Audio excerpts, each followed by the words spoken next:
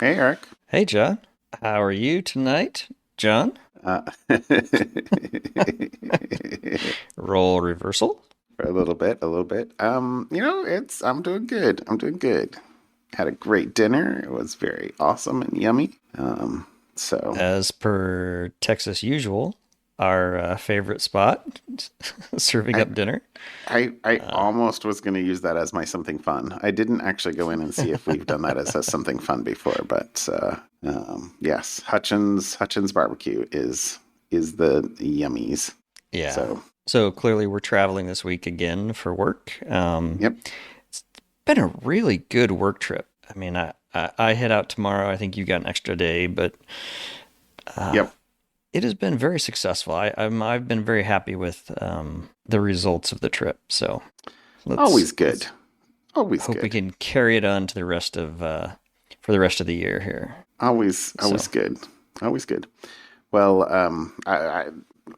weekend was a flight get to Texas. So, anything else? Anything else fun last week? Or no, not really, because I got home from the previous trip and kind of caught up on things around the house, and then hopped on a plane again, which was a long one because of a storm rolling through Dallas. Which, hey, let's board the plane. Oh, never mind. We're not going to take off for another few hours. Let's deboard the plane and then board again and then sit on the tarmac in Dallas. It was a long day. It's all that good, was though. that was a long It's all good. day. That was a long day. I similar. I don't think I did anything fun or interesting. Although I have a hard time remembering sometimes. But I do have news on the printer. Oh, the one that we thought wasn't going to make it till Christmas. Well, it's Is probably it? still not. It's probably not still not going to make it till Christmas. I'm just Oh, saying that they posted an update on Kickstarter that said they okay. have remanufactured all of the cleaning vats, and they're going to begin shipping at the end of the month. Okay. And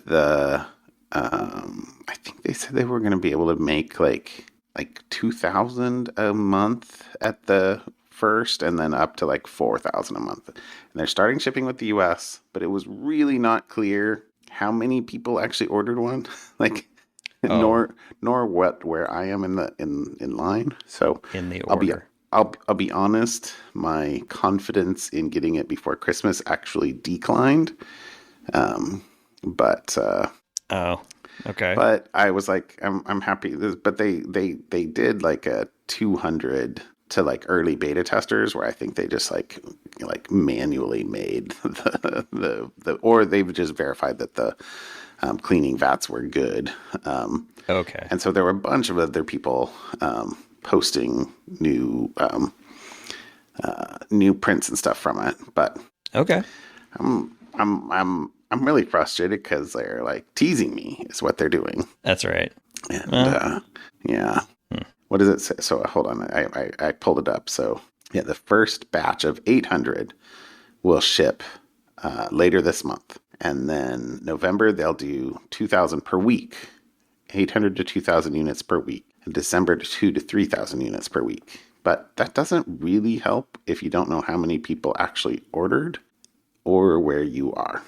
So anyway, but but Okay. if it's done and they're shipping again, that's awesome, and it'll get here eventually, and then I'll use it for a week, and then I'll be like, that was awesome, and then it will And sip. wait, Then then I'll use it for a week because yes, I've got a bunch of things ready to print on that now are gathering dust. So I will dust them yes, off. get anything that's flat, and you can print on Yeah, anything that's flat or I I do perfectly have cylindrical. cylindrical. There you go. I was gonna say Water bottle. circular. Yes, I Mm. literally I have a water bottle or two sitting on my desk waiting to be printed on. Hmm. Amazon has. I mean, I don't know how well they'll like stand up, but they seem pretty nice for Okay. not too shabby. Okay. All right. Anyway, Well, anyway, shall we?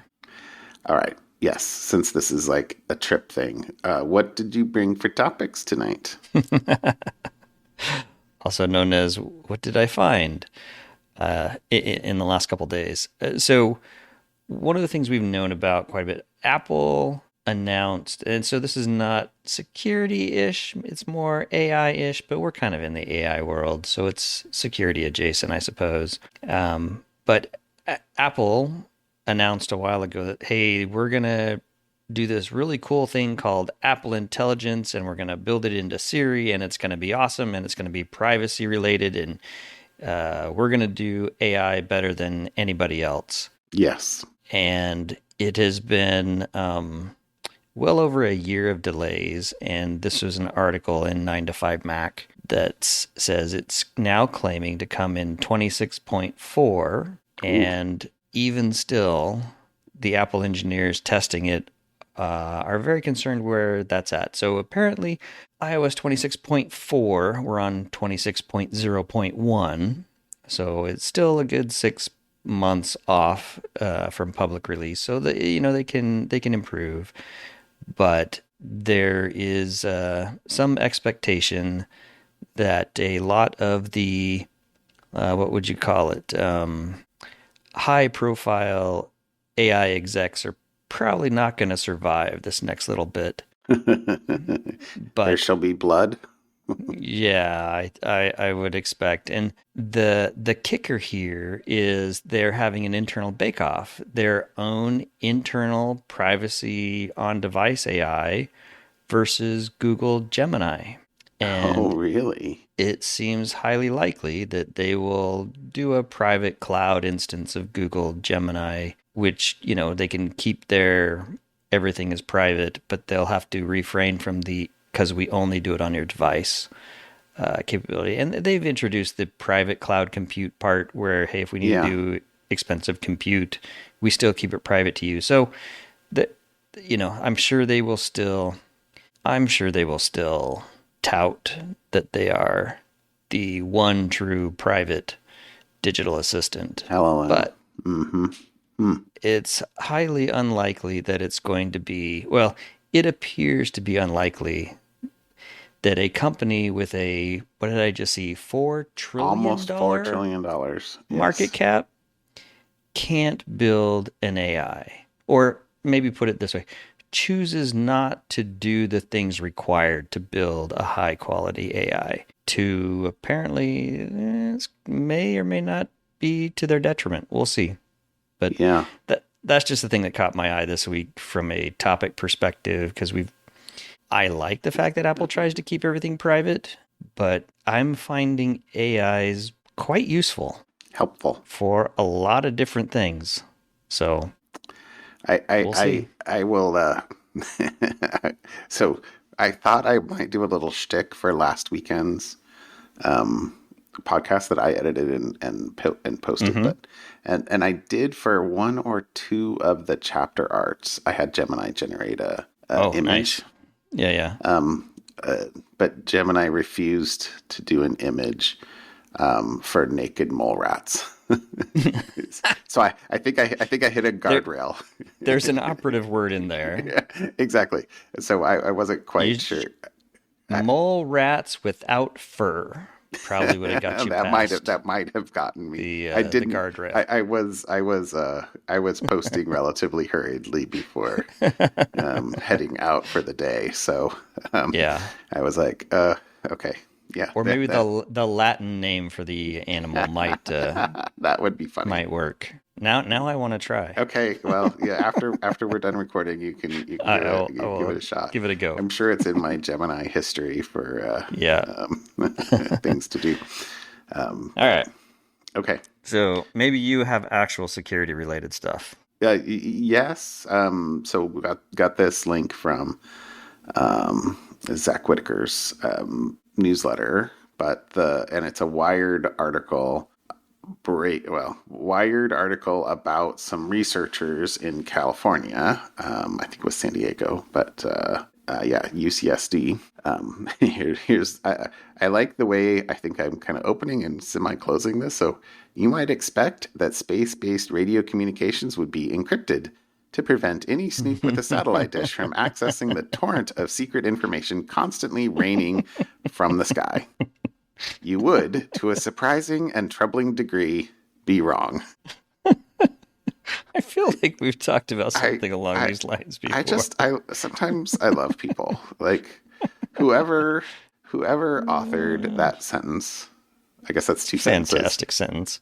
is fantastic. Yes, exactly. Fantastic turn of phrase. Yes. So well done. Well done. So so basically it says for 3 years the UCSD and UMD researchers developed and used an off-the-shelf $800 satellite receiver system on the roof of a university in the La Jolla seaside neighborhood of San Diego to pick up the communications of geosynchronous satellites in the small band of space visible from their Southern California vantage point. Okay. And this was like only in one place.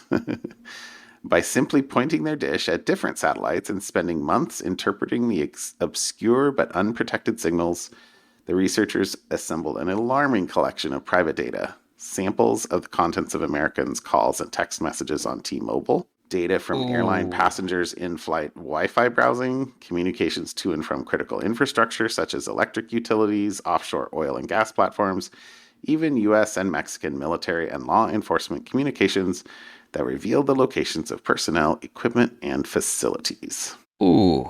So Yikes. they titled their paper that they're presenting at the ACM conference in Taiwan, quote, Don't Look Up.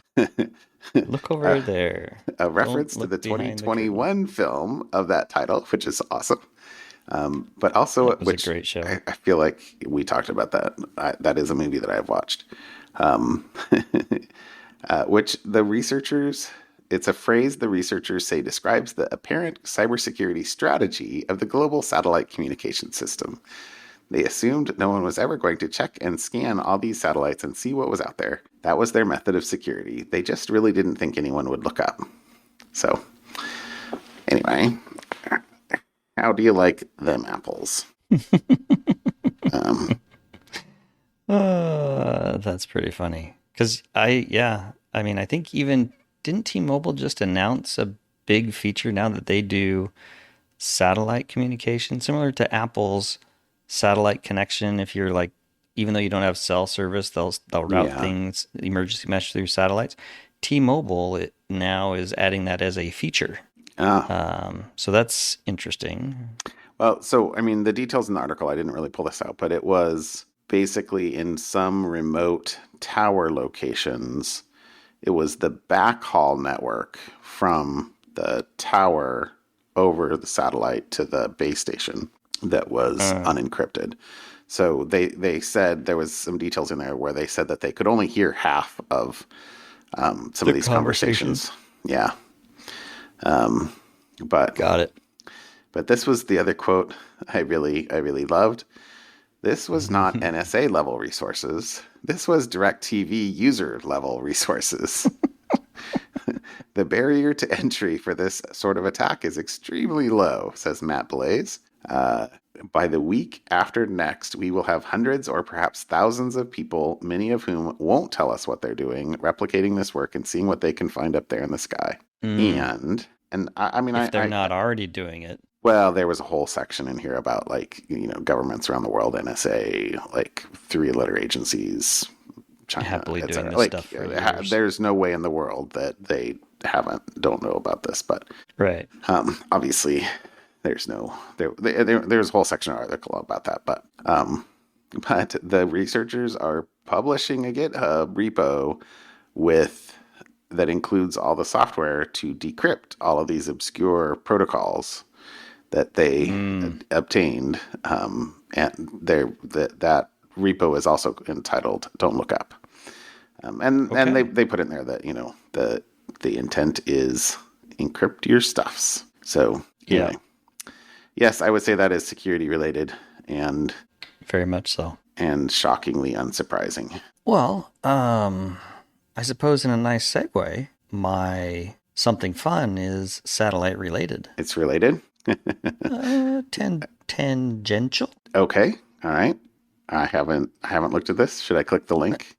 Yeah, you can click the link. But so my something fun is, and this was when I was kind of digging into some other research on AI and reinforcement learning. I stumbled across this. a a person created a reinforcement learning approach to see if he could crowdsource a photo to GPS model. So created a you upload a photo and we'll tell you where that photo is located model. And with reinforcement learning, the idea is the model gets a reward. You reward the model for being more accurate, right? Okay. And then it incorporates the new thing into the model. And it, in theory, the higher the reward to the model, the more model says, "Oh, I know what I'm doing now," and it learns over time. And so this person created a photo GPS model. You upload an image, and then the model goes and retrieves. And this is for like Google Street View, Okay. 10 candidate coordinates, and has the user rank them. And they're kind of already pre-ranked for the user on proximity and probability. And then the users, so you and me who upload that photo, will pick the closest. But And people then the don't think in theory, terms of latitude and no, longitude. no. And so you can kind of guess what the challenge here was. Is the idea was to learn from every interaction to using this online reinforcement learning process. In reality, over 65% of the users just clicked the first guess, regardless of the accuracy. Hmm. So didn't really help. But I tried this out. I uploaded what I thought were probably some pretty relatively easy photos to potentially identify. One was a picture driving down if this is Google Street View, picture driving down the freeway with Mount Hood in Oregon in the background. Okay. The closest thing it got, thinking that this was closest, was SeaTac Airport up in Seattle. Oh, Rainier. So not close. Yeah. But every picture was somewhere near SeaTac in Seattle, which it thought. It didn't even guess anywhere in Oregon. Hmm. I uploaded a picture of a vacation we had taken of a hotel in Idaho, and it guessed all up and down the California coast. It got the closest it's got was the Oregon coast, Hmm. but the picture was actually in Idaho. And for the final one, I uploaded a picture, which I had because it was just of a street, like at a supermarket in near where I live that we go to, and it had the street sign in it. So it had the name of the street sign. I mean, it had a lot of what I would consider very obvious clues as to where it physically is, and it couldn't find anything. I had taken the picture because there was a whole ton of crows lined up on the top of the street sign, which I thought was kind of funny looking. Hmm. Okay. But I had this picture, so it was interesting. And the more interesting part about the article was the math and the belief of what they were going to be able to do. So yeah, there's the website you can go to, but he's got a blog post that explains all his math, all the theory behind what it should have done, how it should have worked. But the fail was humans, right? Because Yeah. I think the statement was it was measured in kilometers. So the closer you got with kilometers, it was, hey, we weren't learning much, and the rewards were high because users just clicked the first option. The shape of those rewards correlated with position. So if there was no good prediction under similar to the uploaded photo, the reward would be negative. In short, the interface optimized itself for preference tuning, not geodesic accuracy. So Interesting. you learn something. Anyways, it was a clever idea for crowdsourcing and just trying to see, hey, can I build something that I can crowdsource a way to do reinforcement learning? And it's a clever idea because people probably like to upload photos and see, hey, how close did you get? I think there's whole YouTube channels where you can say, guess where I'm at. Or, I mean, there's a Yeah. whole bunch of You should geocaching. upload that to Gemini though and say, "Hey, where was this photo taken?" and see Yeah, what Gemini says. see Because what I Gemini did says. that. I did that for something. I mean, obviously, I knew where it was, but I wanted to see what it would Yeah. do, and it was perfectly accurate. But I think I only did one, so it's one for one. I don't know if that is a Mm. statistical outlier or extraordinarily accurate. Yeah. So there you go. That's my something fun. Just the whole, and this is more kind of learning about somebody's idea for doing reinforcement learning or an approach using crowdsourced data, Yeah, no, that's which That's Didn't awesome. quite work, but good learnings had by all. There you go. That's awesome. Okay. My something fun tonight is actually a article from a couple of months ago, and it's a Colossus Biosciences article. Because I don't know, I was Mm. looking. My wife gave me a couple of possible things, and I looked at them. I was like, ah. Anyway, they weren't as interesting. But when I was there, I was like, oh wait, what about this? I hadn't seen this because we Mm-hmm. talked about the Colossus Biosciences or Colossal Biosciences a couple times. But this is Yeah. Aren't they them, the folks that have brought other things back the from? dire wolf, yes, and they're working on Oh, the yeah. mammoth Oh, that's right. hypothetically, and That mouse, they did the yeah the woolly the mammoth woolly mice, mouse. Yeah, yeah. the woolly mice.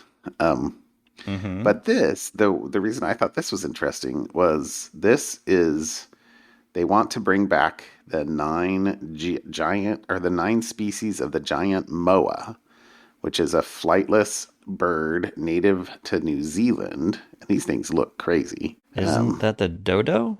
Or is that Australia? Or Dodo, I thought that was wasn't the South dodo? America, but Uh, dodo is different for sure.